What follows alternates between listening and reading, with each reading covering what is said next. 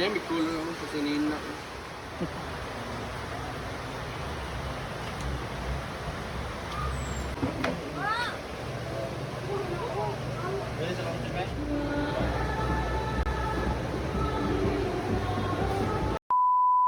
Hi guys! Ngayon naman ang pinaka-project ko is yung mga unan. Kasi yung unan na to, tingnan mo yung mga unan na to. Ang ganda pa nito nung bago pero ngayon, sobrang ano na niya guys. Luyat-luyat na niya. So, ito namang mga unan na to, ito naman sobrang haba, tas malaki. Yung punda namin, standard namin is hanggang dito lang. So nakakahiya kasi tingnan niyo naman yung color ng unan namin, colorful, di ba? So, pag nilagay namin siya ng punda, tendency lumalabas yung unan. Kasi mga unan namin ito, pag kutso-kutso lang naman, ay yung punda.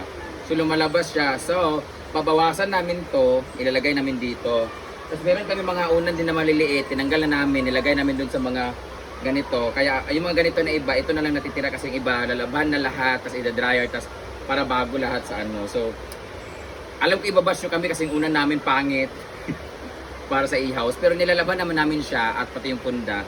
So ngayon, para mas ano sa paghiga, kasi pangit na tinong mo, voluntary siya.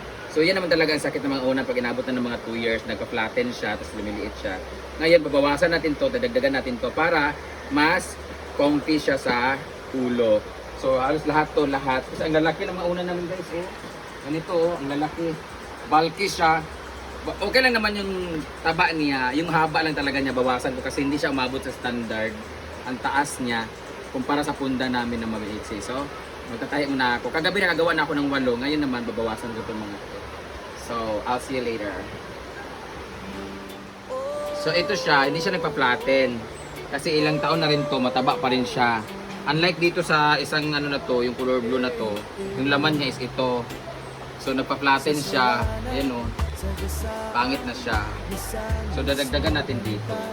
Tapos, hayaan nyo na yung pagtahi ko guys kasi mano-mano lang to na basta lang matahi talaga siya. Ang importante nga hindi siya madumi. Lalaban naman namin ito lahat eh. Bubusugin ko lang itong isa tapos babawasan natin itong isa. Dagdag bawas. So, ang paglilinis ito mamaya ang hirap kasi sisilaglagan na. Gusto ko after nito lahat ipatahi ko to sa mananahi. Kaso, sayang gastos.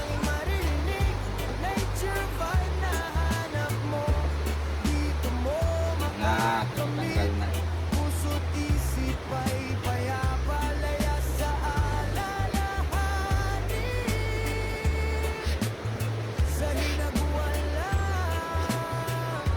Asan ba kasi assistant ko dito? Asan mo sila?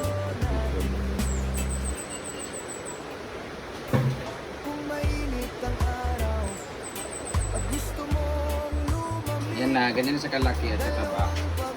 Hindi na siya kuluntoy.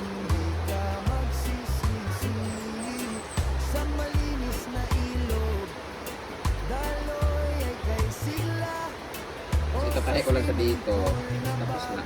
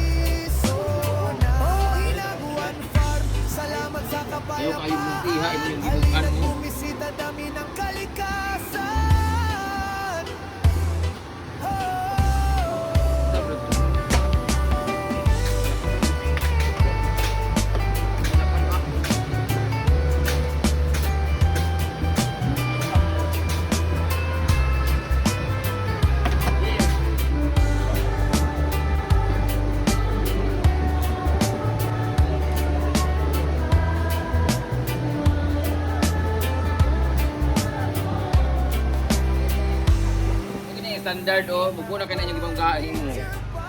So, ipapatuyuin na natin yung mga bagong laba. Mabango na siya, mataba na siya. Ayan. So, don't mind the tahi kasi yan talaga yung mano-mano. TLE, best in TLE ako dati pero pangit yung katahi ko. Oh. Inita na ito ngayon. Bago na siya, oh. Amoy downy. 5 banlaw. So, ito na yung finale. Ipapatuyo na namin siya. Nakahilera na lahat ng mga papatuyo. Kaso, hihiramin itong table para sa celebration nila doon. So, kukunin ko muna, ililipat ko muna sa taas. Kasi maglalagay kami ng tablecloth dito. So, thank you so much for watching guys. Thank you so much sa mga nag-help sa pagtahi, paglaba, paglinis itong mga unan. Mabango na siya. Papatuyuin na lang namin talaga ng pundat. Mabalik na namin doon sa aming A-house. Thank you so much for watching guys. Bye-bye!